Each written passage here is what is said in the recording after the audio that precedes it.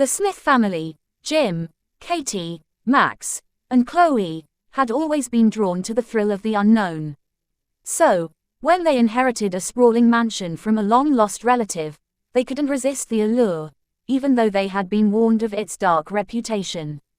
As they stepped through the front door, a chill ran down their spines, as if the house itself was whispering a silent warning. The mansion was grand, with high ceilings, ornate moldings, and large windows that overlooked a sprawling lawn. But it was also clear that the house had been neglected for years, with cobwebs clinging to every corner and a layer of dust coating the floors. Despite the eerie atmosphere, the Smiths were excited to explore their new home. They wandered through the hallways, marveling at the vintage furniture and antique decorations. But as they ventured deeper into the mansion, they began to notice strange occurrences. Doors would slam shut on their own, lights would flicker, and they would hear whispers in the darkness. Jim, the father, tried to brush it off as the house settling, but Katie, the mother, wasn't so sure. She had a bad feeling in the pit of her stomach, a feeling that something wasn't right. And when Chloe, the youngest, began talking to invisible friends, Max, the oldest, started to feel a sense of unease. As the days went on, the strange occurrences became more frequent and more malevolent. Objects would move on their own, and the family would hear disembodied laughter echoing through the halls. They couldn't shake the feeling that they were being watched, that something evil was lurking in the shadows. But the worst was yet to come. One night, as they sat down for dinner, they heard a low growl coming from the basement. Jim, Katie, Max, and Chloe looked at each other in terror, realizing that they weren't alone in the house. The question now was, what were they dealing with, and how were they going to get rid of it? As the strange occurrences in the mansion became more frequent and more menacing, the Smith family knew they had to take action. They couldn't continue living in fear, not knowing when the next scare would happen. They needed to find a way to repel these spirits and ghosts and banish them from their home.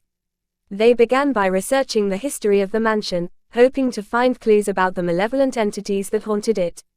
They discovered that the mansion had been built in the late 1800s by a wealthy family, but had been abandoned after a series of tragic deaths. Rumors of ghosts and supernatural happenings had plagued the mansion ever since. Determined to put an end to the haunting, the Smiths reached out to a local paranormal investigator, who confirmed that the mansion was indeed haunted by several spirits. According to the investigator, the spirits were trapped in the mansion and were looking for a way to communicate with the living. The Smiths decided to hold a séance, hoping to make contact with the spirits and find out how to banish them. They gathered in the mansion's grand ballroom, where the investigator led them in a chant to summon the spirits. At first, nothing happened. But then, a chill filled the room, and the candles flickered.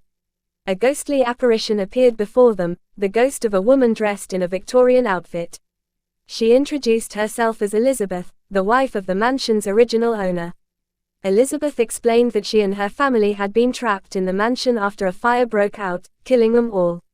She and the other spirits were unable to move on, and were looking for help to find peace.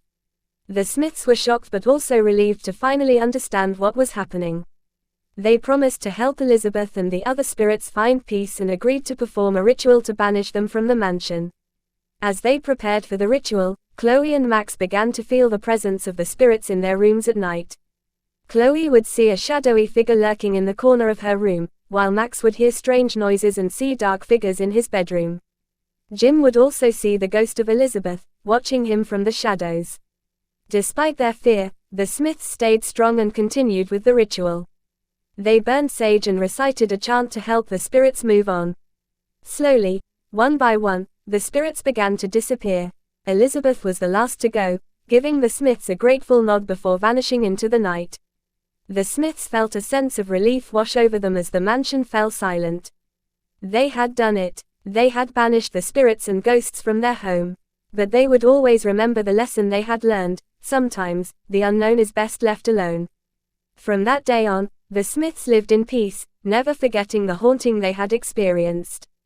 They were grateful for their new home, but always kept a watchful eye, just in case.